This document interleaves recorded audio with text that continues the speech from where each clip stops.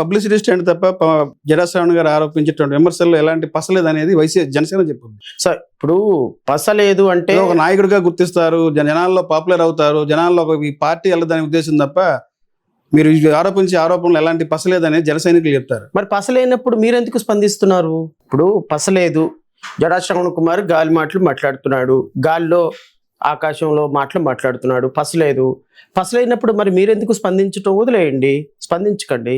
నేను ఇప్పుడు పవన్ కళ్యాణ్ గారు చెప్పినటువంటి అంశం సుగాలి ప్రీతి అంశం.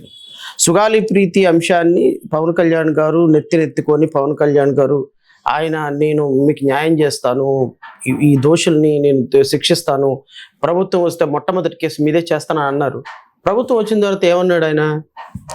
నేను ఇన్వెస్టిగేషన్ ఆఫీసర్నా ఏంటి, నాకేం సంబంధం? అంటే సుగాలి ప్రీతి కేసు ప్రపంచానికి బయటకు తీసుకొచ్చిందే పవన్ కళ్యాణ్ అని చెప్పి అంటారు. పవన్ కళ్యాణ్ బయటకు తీసుకురాకపోతే అసలు ఆ కేసు అనేది బయట ఎవరికి తెలియదు, ఆ ఊరు తప్ప పక్క ఊరు తెలియని పరిస్థితి అని చెప్పి చెప్తారు.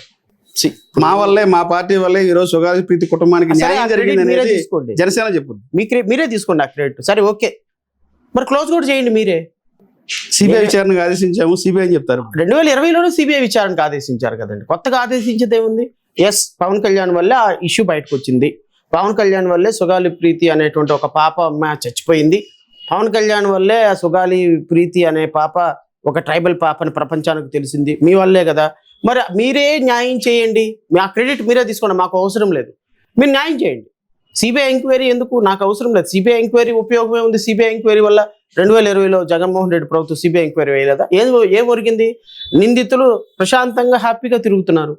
నేను కోరేది పవన్ కళ్యాణ్ తీసుకున్నటువంటి 100 రోజుల్లోపు నిందితులకు ఉరిశిక్ష వేయిస్తాను, ఆ పాప గర్భంలో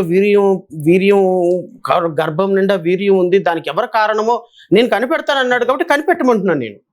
ఆ కనిపెట్టి క్రెడిట్ మీరే తీసుకోండి.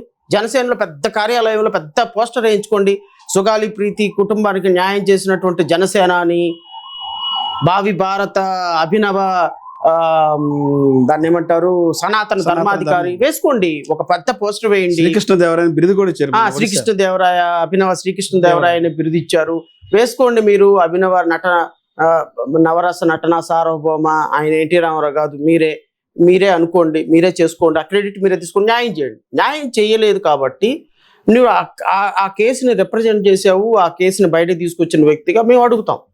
ఉప ముఖ్యమంత్రి హోదాలో ఉన్నావు కాబట్టి అడుగుతాం. లేకపోతే నువ్వు అక్కడ అమ్మాయి ఇక్కడ అబ్బాయి సినిమా హీరో అయితే అడగం కదా, లేకపోతే అక్కడ గుడుంబ శంకర్ సినిమా హీరో అయితే మేము అడగం కదా.